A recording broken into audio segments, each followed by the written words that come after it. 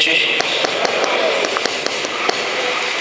cara irmã, caro irmão, seja bem-vindo ao Centro Espírita Francisco de Assis e Deus, na sua bondade infinita, nos conceda a bênção.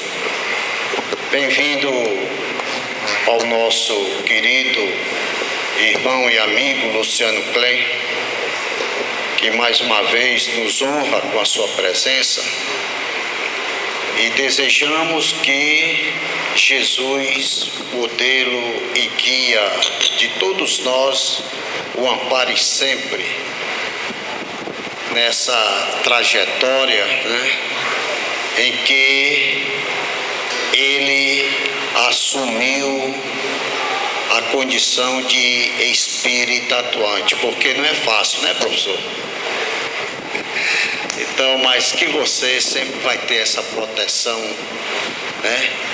E, meus irmãos, nós devemos satisfações a todo aquele que adentra a esta casa, porque o nosso trabalho é compartilhado com vocês ou vocês compartilham com a gente.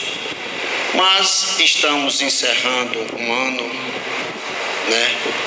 de trabalho, porque nós trabalhamos e nós gostaríamos de fazer um pequeno retrospecto do que foi feito nesta casa, tanto no aspecto físico como, vamos dizer assim, no aspecto do aprendizado. No aspecto aprendizado, foi um ano maravilhoso, onde todo o nosso trabalho, eu digo nosso trabalho porque é o trabalho de todos os coordenadores, de todos os trabalhadores que atuam nesta casa. Então, a evangelização infantil, o trabalho da assistência social, notadamente os cursos, tiveram, vamos dizer assim, um reconhecimento enorme pelas outras casas espíritas e até fora do nosso estado. Foi um reconhecimento, é um reconhecimento que nos deixa, acima de tudo, mais bondadosos de procurar acertar mais. Então, esse, para mim, foi o aspecto mais positivo que a nossa casa alcançou, funcionando todos os seus departamentos e o reconhecimento. O aspecto físico da casa, nós também gostaríamos de agradecer a participação de vocês no que diz respeito às melhorias que a casa recebe, notadamente no aspecto físico material, Nós começamos a fazer uma pequena construção aqui atrás no fundo, que vai servir, é a nossa primeira impressão, para acolher com mais harmonia e com mais reflexões, aqueles que vão se beneficiar com passe, Nós pretendemos fazer a câmara de passe aqui, Vai ser mais aconchegante e com certeza vamos ter um trabalho mais harmonioso. Infelizmente não, eu digo, aconteceu uma coisa desagradável, que a nossa casa foi roubada, E nós tivemos um prejuízo até considerável. Daí não está pronto essa reforma que nós pretendemos, mas logo ela vai estar pronta. E para o próximo ano, nós estamos pretendendo climatizar essa sala, porque além de servir para os seus frequentadores, também vai ficar à disposição de outras casas, né, irmãs, que pretendam aqui realizar algum evento ou trazer algum confrade nosso de outro estado, né? Então nós vamos nos empenhar nesses dois trabalhos, né, para que assim possamos concluir o nosso mandato com esse efeito, mas preponderando acima de tudo mais o trabalho educacional, o trabalho assistencial, que é o primordial para a causa espírita. Então daí a nossa gratidão a todos vocês, essa satisfação que nós estamos passando, né? E acima de tudo, muito obrigado.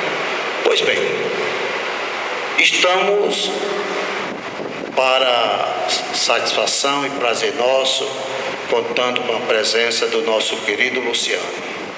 E hoje ele vai falar sobre o que todo mundo mais pretende nesse momento atual que a humanidade está atravessando, sobre a paz. Então, Luciano, meu querido, mais uma vez, seja bem-vindo a esta casa e esteja à vontade. Muita paz. Boa noite a todos. Que Jesus nos abençoe e continue a nos guardar na sua paz. A semelhança de uma enorme formigueira em movimento, naquela tarde, uma grande multidão se dirigia ao auditório central da vasta corte provincial de Cesareia. Félix e Drusila, a sua esposa, ali já não mais se encontravam. Haviam, por ordem de César, demandado a outras regiões provinciais a fim de exercerem novos encargos administrativos. Para ocupar o lugar de Félix, foi então designado o procônsul romano Pórcio Festus. E Festus, para se tornar simpático, agradável à comunidade hebraica local, resolveu então fazer uma recepção festiva ao rei Herodes Agripa e à sua esposa, a rainha Berenice. Sabia ele que o rei Herodes ardia em curiosidade por conhecer a então afamada figura de Paulo de Tarso, um ex-doutor da lei, que, conforme diziam, havia sido anos antes acometido de um fenômeno misterioso às portas da cidade de Damasco, quando modificara radicalmente a sua maneira de pensar e de ser. Deixara de ser um exegeta, um estudioso do Torá, da lei, dos profetas, para ser um dos mais obstinados, audaciosos, corajosos, propagandistas de uma mensagem de moral estranha que, conforme diziam, havia sido anos antes difundida na região do Vale do Jordão, na Palestina, por um carpinteiro de nome Jesus, que deixara a vida tristemente crucificado nos braços de uma cruz, no Monte Gólgota, além dos muros de Jerusalém. Coincidentemente, naquela ocasião, Paulo estava preso no cárcere de Cesareia, aguardando o trânsito para ser julgado em Roma pelas autoridades competentes. Isso porque, logo após ter sido aprisionado pelos fariseus locais, e cientes de que os mesmos pretendiam eliminá-lo, mas também consciente da necessidade de sua permanência na terra por mais tempo, a fim de que ele pudesse melhormente estruturar, organizar o movimento cristão que estava em franca expansão, ele valeu-se de uma prerrogativa, de uma condição a que ele fazia jus, o título de cidadão romano. Isso porque Paulo, embora fosse judeu, pelas tradições familiares, étnicas, ele também era grego de nascimento, porque nascera numa província grega da Ásia Menor, Tarso, um dos principais centros de difusão da cultura helênica, da cultura grega no mundo àquela época. E naquele contexto, a Grécia estava também, como a Palestina, sob o domínio do Império Romano. E havia um edital, uma lei, que fora publicada desde a época de Júlio César, o grande conquistador da República Romana, que concedia a todo cidadão grego o título de cidadão romano, que hoje nós chamamos de cidadania. Portanto, Paulo, não obstante ser judeu, pela fé, pela religião, e estivesse vivendo na Palestina, sendo natural de Tarso, ele era grego e também auferia o título de cidadão romano. E sendo cidadão romano, ele jamais poderia, em hipótese alguma, ser julgado fora de Roma, pelas autoridades devidas. E aí, Festus, no intuito de tornar interessante a homenagem que prestava o rei Herodes a ele por sua chegada, resolveu também retribuir e fez com que Paulo se apresentasse no auditório. Registra o livro Atos dos Apóstolos, o que é complementado magistralmente pelo Espírito Emmanuel, através da mediunidade incomparável de Francisco de Paula Cândido Xavier, o nosso Chico Xavier, que há um sinal de Festus. Entra no recinto do grande auditório 2 robustos centuriões romanos com as suas armaduras típicas. Eles trazem ao meio, agrilhoado, manietado, algemado, um homem de aspecto singular. A cabeleira já matizada de branco pelo tempo, a barba longa, mal feita, esparramada pelo peito. Observavam-se nas partes desnudadas do corpo, braços, pernas, hematomas, cicatrizes mal curadas, feridas, que eram espécies de medalhas e ao mesmo tempo sinais, que demonstravam a ação quase insana talvez, daquele homem que se esforçava por difundir e por viver a mensagem que acreditava. Mas o que mais causava sensação, o que mais impactava, o que mais impressionava a multidão de aproximadamente 3.000 pessoas que ali se encontravam, era o fato de aquele homem, mesmo estando amarrado, preso, era possível perceber, através do seu olhar, uma serenidade, uma tranquilidade, uma paz, que nenhum dos circunstantes, talvez, naquele momento, tivesse tido a oportunidade de desfrutar. Há um sinal de Félix, as algemas de Paulo foram abertas. E curiosamente, ao cair no assoalho de mármore, Carrara, provocou aquele barulho metálico característico do ferro na pedra, que contrastou com o tilitar, também nervoso, dos braceletes de ouro da esposa do rei Herodes, a rainha Berenice.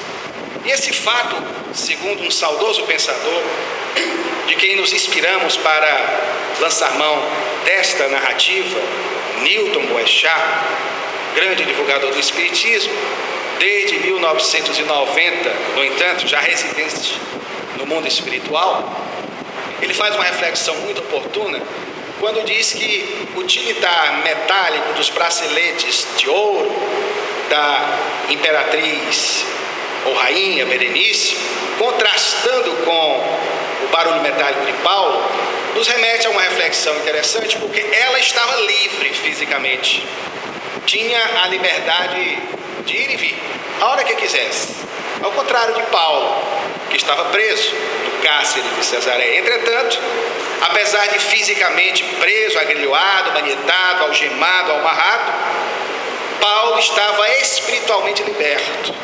E isso podia se constatar através da paz indizível que vazava através do seu olhar. Ele era observado com estranheza, com suspeição, era vaiado. Ela, por ser a esposa da grande autoridade dos judeus, era aplaudida. Aliás, o ilustre pensador disse certa feita, isso ainda hoje acontece, que quase sempre podemos observar e constatar. Os aplausos das massas, das multidões, é quase sempre pronto e demorado na razão inversa do seu valor. Ou seja, nós aplaudimos muitas vezes quem não merece, ao passo que deixamos de fato de aplaudir, e de aplaudir com o coração, aqueles que se dispõem a viver em função da humanidade, submetendo-se muitas vezes a sacrifícios inimagináveis a nós outros, para que a mensagem do bem, da fraternidade, do amor, possa alcançar os corações das criaturas sofridas. Festus resolveu permitir a Paulo que pudesse falar, advogar em causa própria, não sabendo ele, no entanto, da habilidade que tinha Paulo como excepcional orador, de conseguir, através do seu verbo, magnetizar os auditórios. E ele deu a chance a que Paulo pudesse falar, imaginando talvez que Paulo pudesse se engasgar, ficar nervoso, titubear e, de repente, provocando um vexame, ser ali, perante todos, humilhado. E Paulo, com a sua coragem, aproveitava toda e qualquer circunstância para discorrer sobre a mensagem da Boa Nova, a que se propusera a difundir desde aquele encontro singular com Jesus em Damasco. E ele começou fazendo uma narrativa da sua trajetória de vida, falou dos seus sonhos de juventude, dos seus projetos existenciais, do desejo que tinha de um dia vir a ser um rabino, um sacerdote, no grande templo de Jerusalém. Falou dos seus projetos de família. Emmanuel complementa com a revelação de uma personagem que o livro Atos dos Apóstolos não anota, a cintilante estrela espiritual Abigail, irmã de Estevão, até que em determinado momento ele fala do instante em que tomou conhecimento de uma mensagem estranha que, segundo dizia, estava sendo difundida pelos seguidores do caminho numa instituição na cercania de Jerusalém chamada Casa do Caminho, organizada por alguns seguidores do carpinteiro Jesus, que fora crucificado anos antes e que ele não tivera a oportunidade de ter conhecido. Paulo resolveu, anonimamente, disfarçadamente, infiltrar-se naquela reunião na Casa do Caminho, onde um jovem e inspirado pregador chamado Estevão iria entretecer alguns comentários em torno da filosofia que aquele grupo defendia. E qual não foi a sua surpresa quando, de repente, em determinado momento, o pregador Estevão resolveu falar a respeito de Jesus como sendo aquele que o povo hebreu esperava e que viera a concretizar as promessas proféticas dos antigos de sua raça. Dele falou Miqueias, Jeremias, Isaías, e era o momento em que ele viera salvar o mundo, mas a salvação não no sentido equivocado que mais tarde as teologias iriam estabelecer, mas a salvação, como hoje concebe o Espiritismo, é equivalente a despertar de consciências para uma mudança de comportamento, necessária a fazer nascer em si, como mais tarde o próprio Paulo iria asseverar em uma de suas epístolas, o homem novo, símbolo do lídimo, do autêntico, do verdadeiro, do genuíno cristão, e fazendo assim morrer em nós o homem velho, símbolo do homem egocêntrico, egoísta, orgulhoso, prepotente.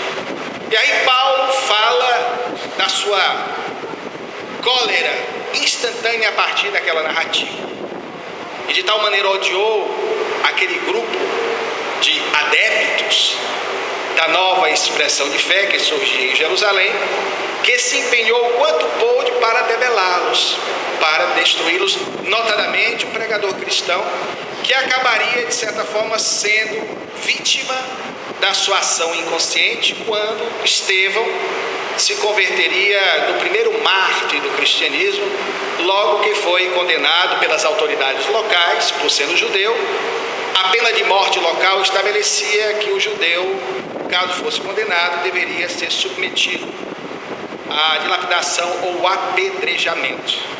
E assim morre Estevão, sem que ele soubesse, no entanto, como asseveraria Emmanuel, que era irmão da sua amada Abigail. A história toda prossegue, Paulo faz a sua narrativa, até o momento em que registra a sua necessidade de se deslocar até Damasco, cidade na Síria, na qual, segundo dizia, estava em franca expansão um núcleo cristão. E agora esbaforido, encolerizado, com ódio que o cegava, em conflito interior, sem paz, ele resolveu, porque aquele era o seu objetivo até então, destruir aquela comunidade em Damasco. E recebendo cartas de delegação do Sinédrio, que era o órgão máximo de Jerusalém, que tratava não somente das questões de natureza religiosa, mas também de questões de natureza política, ele se deslocou até Damasco, atravessando o grande deserto, na companhia de 3 cavaleiros. A viagem, conforme encontramos em Atos dos Apóstolos, um dos livros que integra o Novo Testamento da nossa Bíblia, era demorada. Paravam aqui, acolá, à sombra de um oásis para retemperar as forças, para ter uma alimentação leve, uma alimentação frugal, sorverem algum líquido, e prosseguiram. Até que, no último dia de viagem, Paulo, que ainda não se chamava Paulo, seu nome original era Saulo. Saulo era o Paulo antes da sua espiritualização.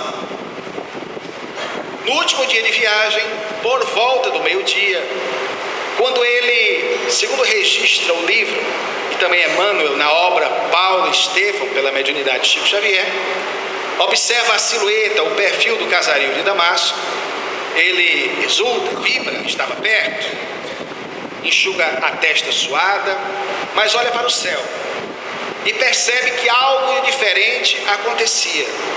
Era como que se de repente o céu se fendesse, se rasgasse de alto a baixo. E uma luz tão intensa ofuscou-lhe de tal forma a retina espiritual que ele não se sustentou no animal que o conduzia e foi ao chão. E ficou aturdido, inconsciente, balbuciando de 4 no chão, algumas palavras que ninguém ali entendia.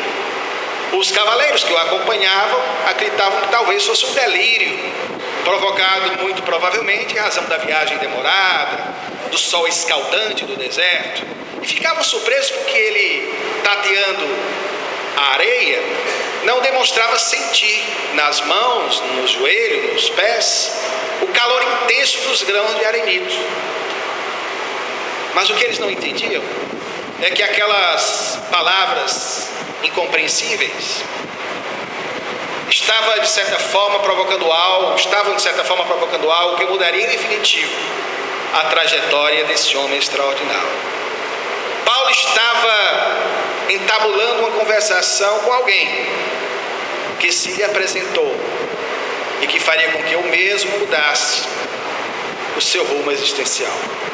Quando caiu do cavalo, segundo a sua perspectiva, ele ficou imediatamente cego.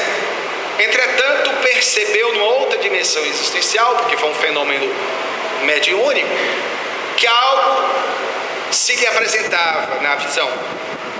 Percebeu que daquela luminosidade intensa que o ofuscara, aos poucos, o perfil de um homem ia se configurando. E ele percebeu um homem de aproximadamente 1,70 m, 1,75 m, como diz Emmanuel, com os cabelos à moda dos nazarenos da época, cabelos da cor da amêndoa silvestre, típica da região, a barba mais escura que os cabelos, espessa, partida no meio. E o que mais impressionava Paulo era aquele olhar profundo e cristalino, claro como as águas do rio Jaboque, um dos afluentes do rio Jordão. E Paulo, atônito, sem saber do que se tratava, porque, como dissemos, ele não conhecera em vida Jesus, apenas os seus seguidores, e as informações a respeito do filho de Maria, ele escuta aquela indagação que, por certo, se repetirá por toda a eternidade na acústica da alma desse que mais tarde se converteria no grande apóstolo da divulgação da Boa Nova de Jesus.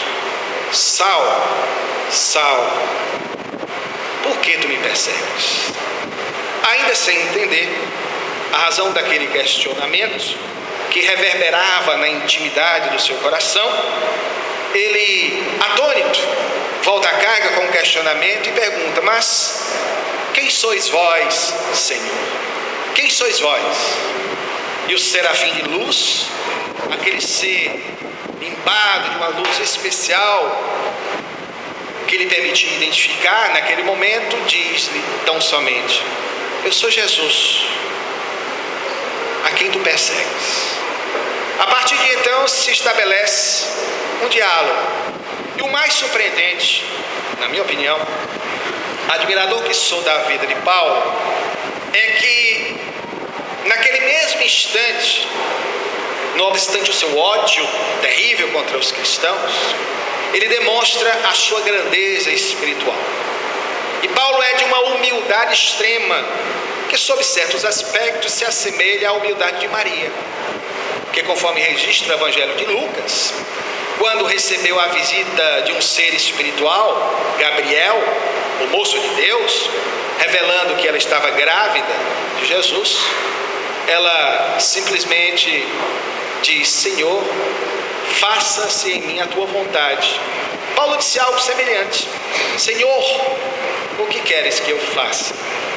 Ali morre o velho Saulo e renasceria o Paulo, assim mais tarde denominado, como explica muito bem Emmanuel, a razão do porquê dessa mudança de nome, no livro Paulo e Estevão, a adoção do nome Paulo, em substituição ao nome Saulo ou Saul, da tradição hebraica, para nascer o grande advogado dos gentios. Passa no seu desiderato, no seu rumo, no seu caminho, até Damasco, e que aguardasse que, em breve, ele lhe diria o que fazer.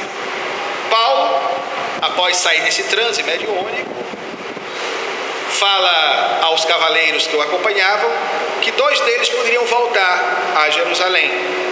Mas como ele agora, ao sair do transe, percebeu que estava cego, necessitava do suporte, do auxílio do 3º cavaleiro para prosseguir até Damasco. E assim aconteceu. De certo, provavelmente, os outros 2 que voltaram já trariam para Jerusalém a notícia de que Paulo estava alucinado, perturbado, em razão do que eles ali estavam testemunhando. Paulo chega em Damasco, segue pela rua direita e se hospeda numa estalagem e aguarda por 3 dias, despedindo-se do 3º cavaleiro, e ficou só. Foram 3 dias, 3 noites, em completo insulamento e isolamento, na penumbra, na escuridão. Período necessário para que ele pudesse reavaliar um pouco a sua trajetória de vida, para ver que rumo tomaria a partir de então. E no 3º dia, ele escuta alguém que bate na porta do seu quarto. Era um velhinho,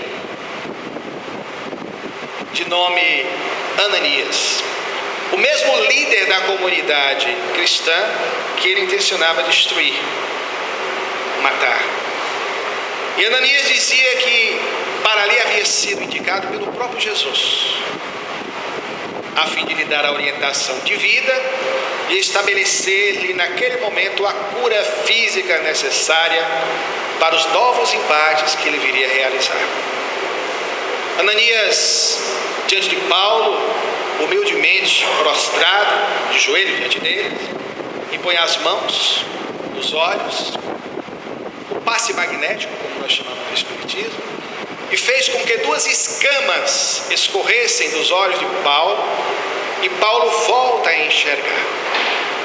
Depois Ananias introduz Paulo nas atividades da comunidade local, e Paulo fica impressionado com o que ali pode testemunhar.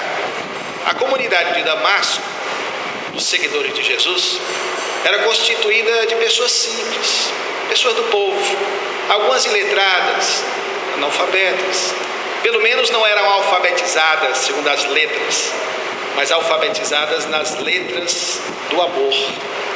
E Paulo ficou tão constrangido que, apesar de ser um grande orador, não quis naquela noite, diante dos testemunhos das pessoas humildes que ali se encontravam, dizer uma só palavra. Passou algum tempo em Damasco, nessa convivência afetuosa com os cristãos locais, até que chegou o instante de regressar para Jerusalém, para que ele pudesse enfrentar o seu calvário pessoal. E aí começou o seu drama de vida. Continuava ele na sua narrativa perante o rei Herodes e Pórcio Festos. Ele registra que quando voltou a Jerusalém, as portas lhe foram trancadas. Primeiro, a própria família.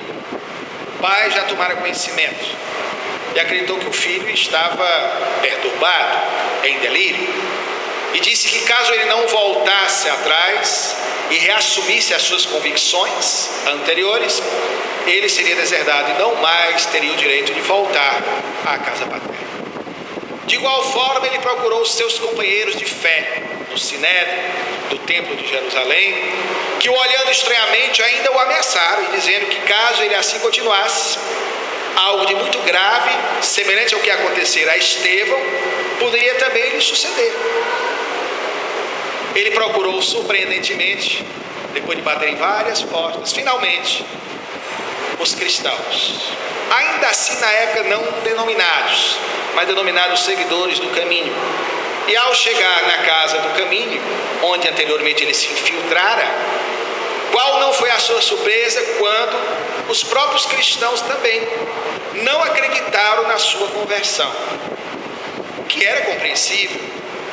Acreditavam que talvez ele mais uma vez era uma artimanha, estava querendo talvez se infiltrar naquela comunidade, a fim de tentar ali identificar as principais lideranças, a fim de, no momento certo, incriminá-las e levá-las ao cárcere e à morte.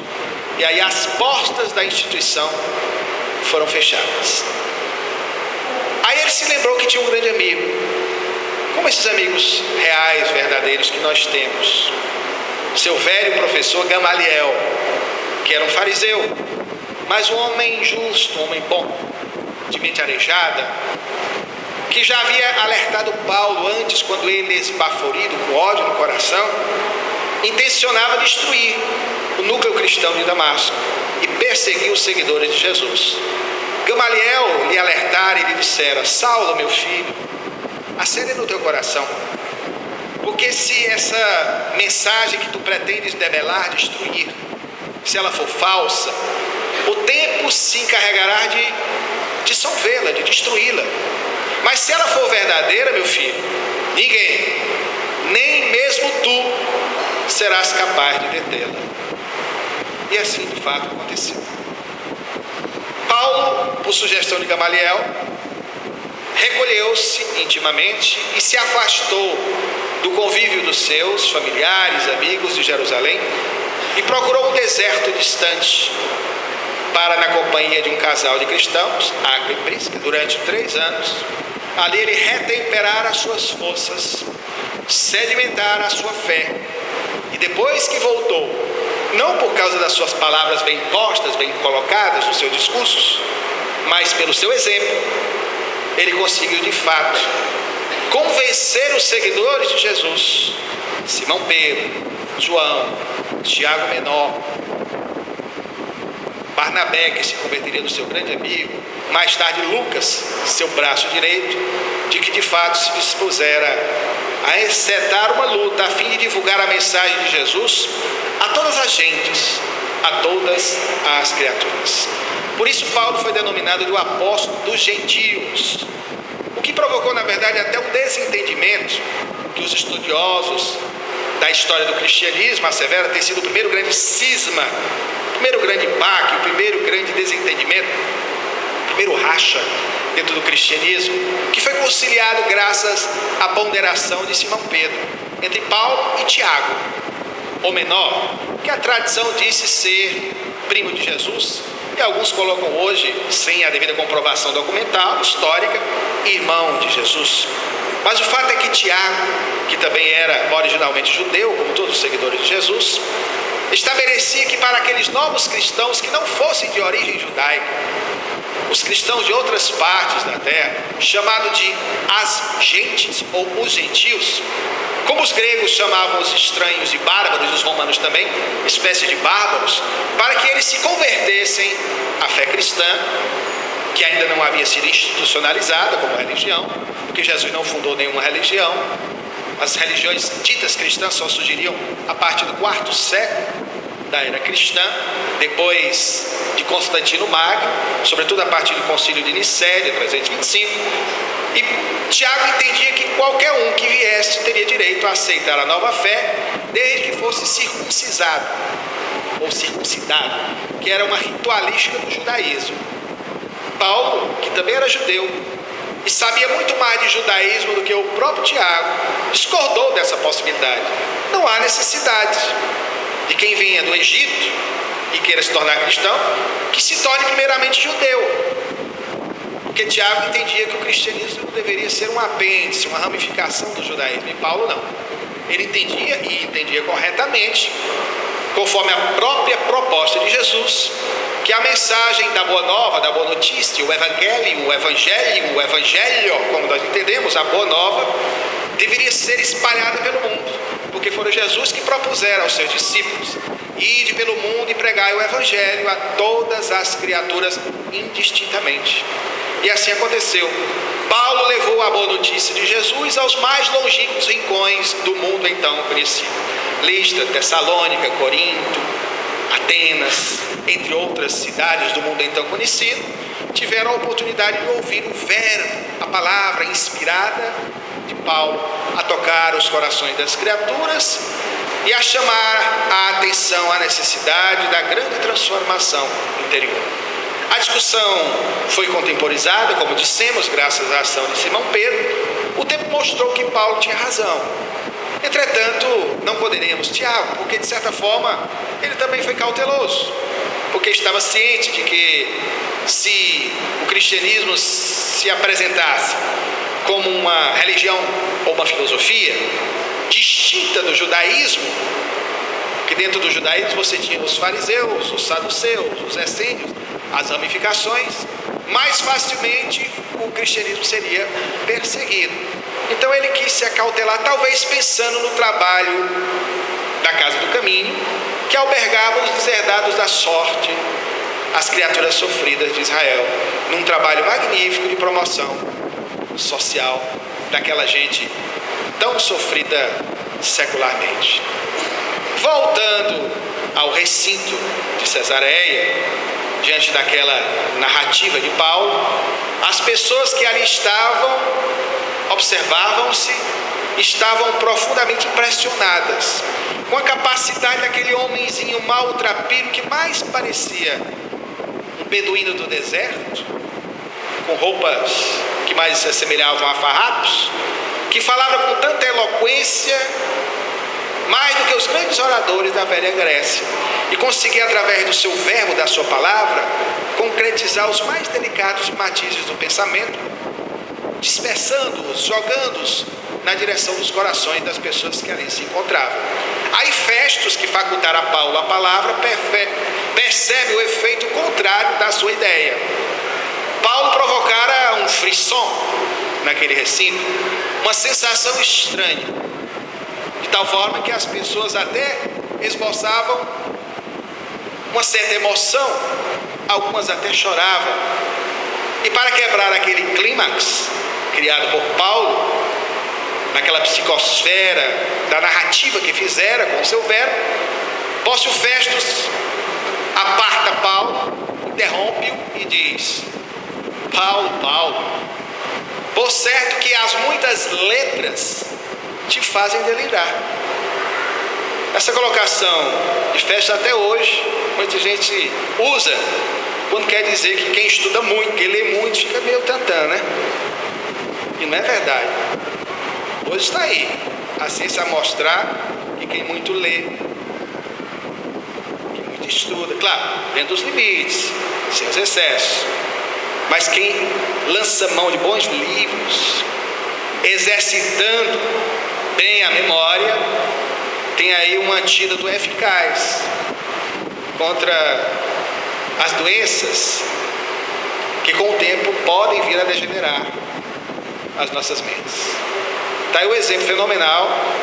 Quem pôde estar na última sexta-feira no Sebrae, do nosso Divaldo Pereira Franco, aos 86 anos, com uma memória, claro que tem um suporte espiritual, privilegiado, a semelhança de um jovem de 20, 25 anos. Então ele diz isso a Paulo, e Paulo, olhando de igual para igual, mesmo sendo ele uma autoridade romana ali presente, diz: não deliro, ó poderoso Festus, eu falo de sã consciência. E aí o mais interessante, diz o livro Atos dos Apóstolos, a partir do capítulo 26, numa desenvoltura incrível, ele dá as costas ao apóstolo Festus e se posta diante do trono do rei Herodes e a sua esposa Berenice, e olhando nas pupilas, nos olhos do rei Herodes, diz: o rei Herodes, que é representante de Roma, mas judeu segundo seus familiares, com o tempo, sabe do que digo. Ele sabe que Jesus Cristo é a promessa profética dos antigos de nossa raça. Dele falou Miqueias, Jeremias, Malaquias, Isaías. Não é verdade, Herodes? Crede no que eu estou a falar. Crede? Sei que o crede. Aí o Herodes, a autoridade maior para os judeus ali presentes, meio avermelhado, ruborizado, constrangido, que aquele homenzinho mal vestido ousava interpelá-lo e afrontá-lo com uma pergunta para sair dessa situação desembaraçosa. Diz-lhe: ora, Paulo, ora, quase que com teu verbo, com tuas palavras, tu me persuades, ou seja, tu me convences também, eu, a ser um cristão.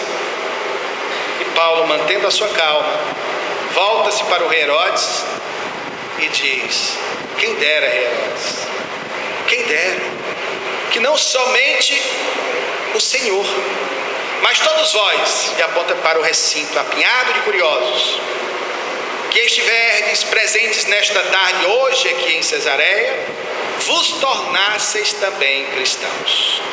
Meus irmãos, eu me lembrei desta preleção que fizemos curiosamente, estávamos consultando aqui os escaninhos da nossa memória, aqui do Francisco de Assis, no ano 2000, quando participamos de uma atividade, a convite desta casa na época, e dividimos a tribuna com o companheiro João Figueiredo e o grande escritor e palestrante espírita Richard Simonetti, que aqui esteve para o seminário. E na ocasião nós evocamos, claro que com o sabor da emoção da época, hoje é diferente, esse trecho da vida de Paulo que particularmente me toca muito o coração. Porque eu sou um admirador da vida de Paulo, dos personagens do cristianismo nascente, tirando a figura de Jesus, de Maria, porque eu tenho um carinho excepcional. Na sequência vem Paulo, personagem ainda hoje lamentavelmente tão pouco compreendido por muitos historiadores, teólogos e até espíritas, embora Emmanuel tenha passado para nós com fidelidade, a partir de informações do mundo espiritual, aspectos, nuances da vida de Paulo que nós desconhecemos. Mas alguns teólogos e estudiosos, precipitadamente, criticam ferinamente Paulo como tendo sido o responsável pelo desvirtuamento do cristianismo, ou responsável por idealizar uma nova proposta religiosa, diferente da que Jesus trouxe.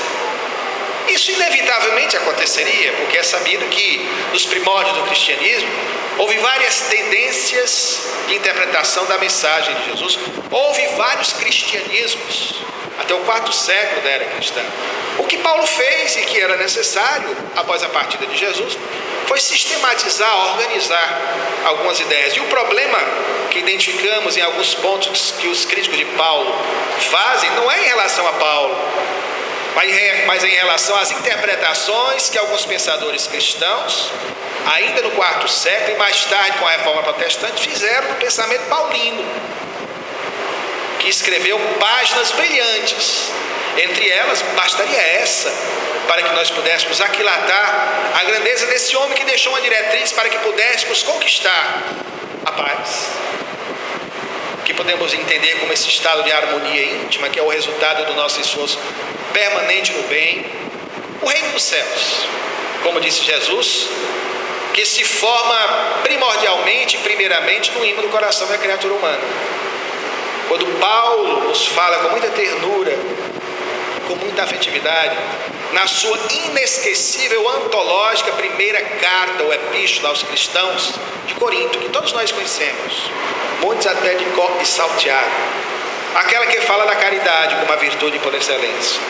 E aí ele, na sua poesia, diz: eu poderia falar a língua dos homens e dos anjos, mas se eu não tiver caridade. Infelizmente, as traduções bíblicas mais recentes mudaram a expressão caridade por amor. Aparentemente não tem nada demais, mas todo o processo de tradução, quando os textos eles perdem o sentido original, ele é corrompido. Quer ver um exemplo? Mas amor e caridade não é a mesma coisa? Pode até ser. Emmanuel diz que o amor, ou melhor, que a caridade é o amor em ação. Mas se você chegar em casa hoje e disser para a sua esposa, se você for casado com ela há muito tempo, digamos 20 anos, e disser para ela: querida, eu estou casado com você há 30 anos, por amor, ela vai ficar emocionada. Vai ser uma noite muito especial. Mas se você chegar para ela também daqui a pouco e dizer: querida, eu estou casada com você há 20 anos por caridade,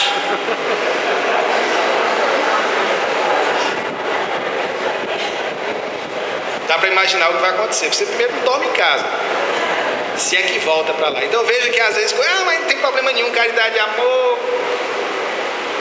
Muda o texto. Vocês riram porque perceberam que mudou.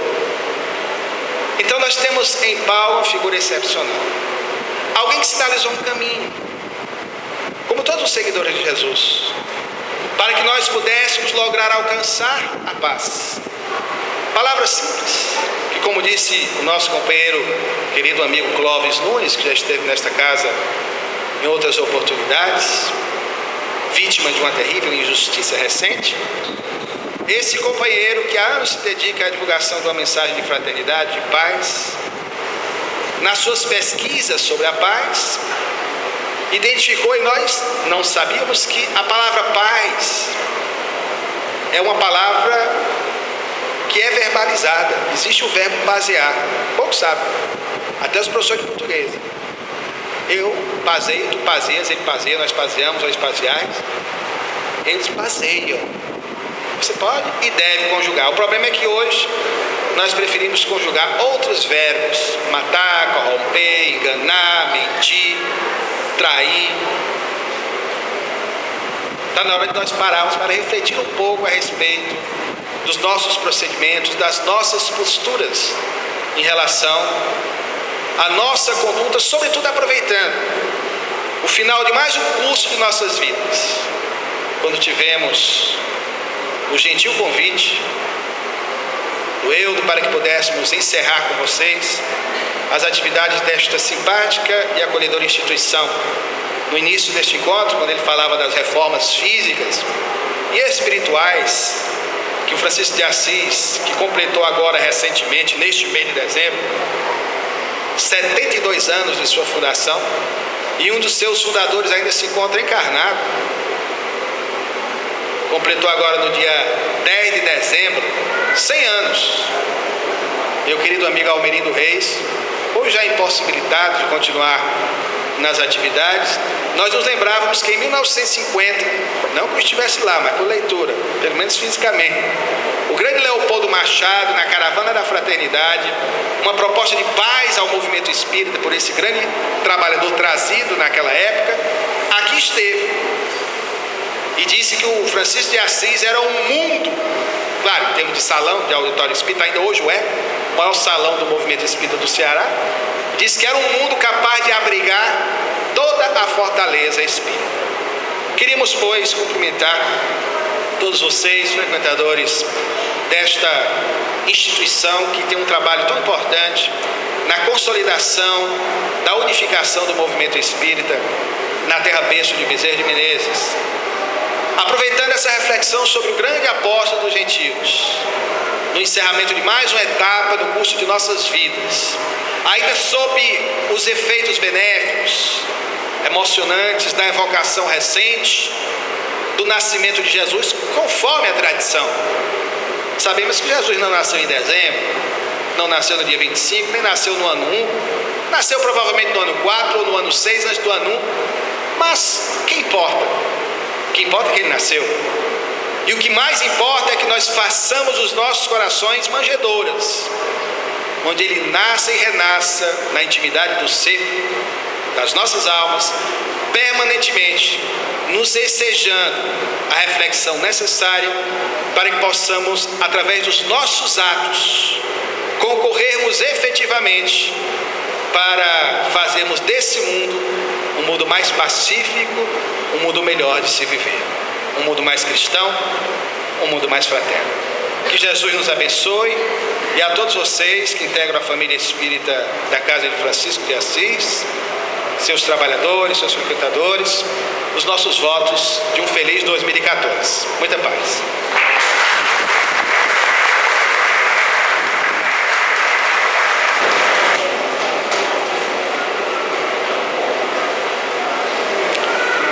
Meus irmãos, o grande líder espiritual indiano, Sai Baba, ele diz que mãos que ajudam são mais importantes que lábios que oram. A doutrina espírita e o Sai Baba nada tem a ver com aquela pessoa que reze, que ore, né? Que louve. Mas, inclusive até Jesus pediu que orássemos e vigiássemos, né? Mas eu acho particularmente que nós estamos orando muito, estamos rezando demais, louvando, adorando e trabalhando pouco. É a minha opinião. Não é aquele trabalho remunerado. Não é aquele trabalho de esforço físico. Não. É o trabalho que também Jesus nos convidou.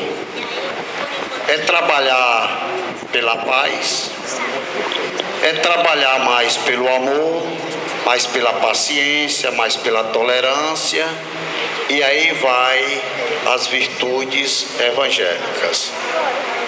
Então, ao invés de eu desejar a vocês um ano novo, disso e daquilo, eu vou desejar um ano novo de trabalho, para que nós podemos refletir, possamos pensar melhor nas nossas atitudes, porque nós, fazendo essa modificação, talvez nós tenhamos esperanças de um mundo melhor.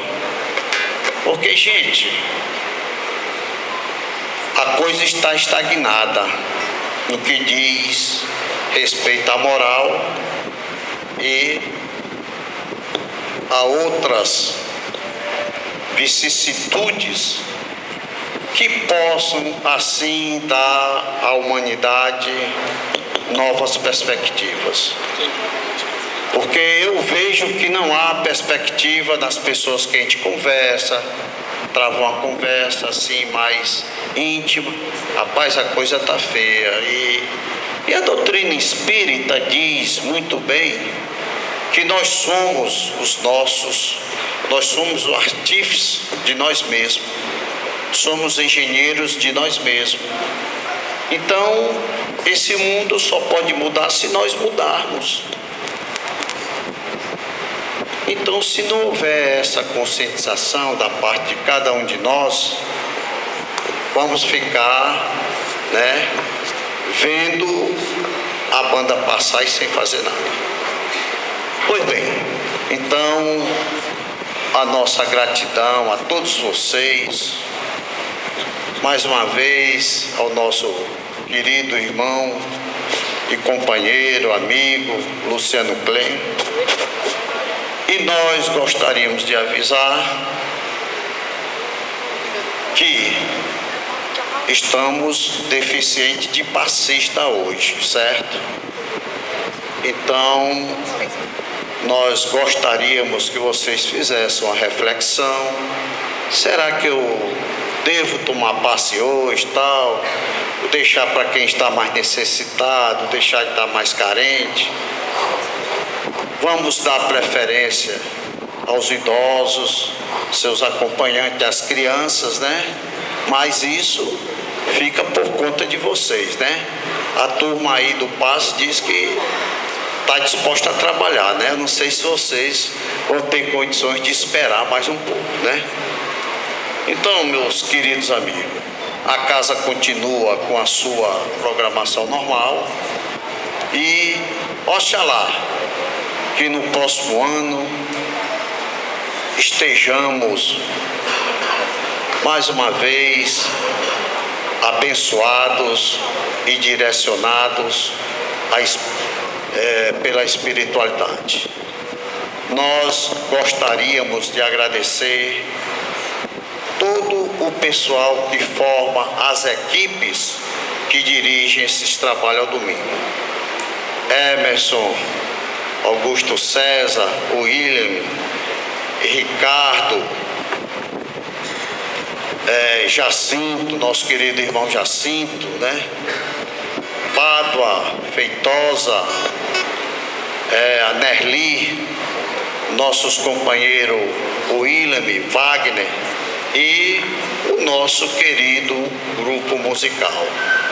Que todos nós estejamos aqui realmente no próximo ano com mais vontade de trabalhar, E nós também estendemos a nossa gratidão a todo aquele trabalhador que, direto ou indiretamente, contribuíram para esse ano maravilhoso que nós tivemos. Agradeçamos a Deus e a Jesus, o Mestre e Senhor de nossas vidas, Que Jesus nos leve de volta aos lares e muito obrigado.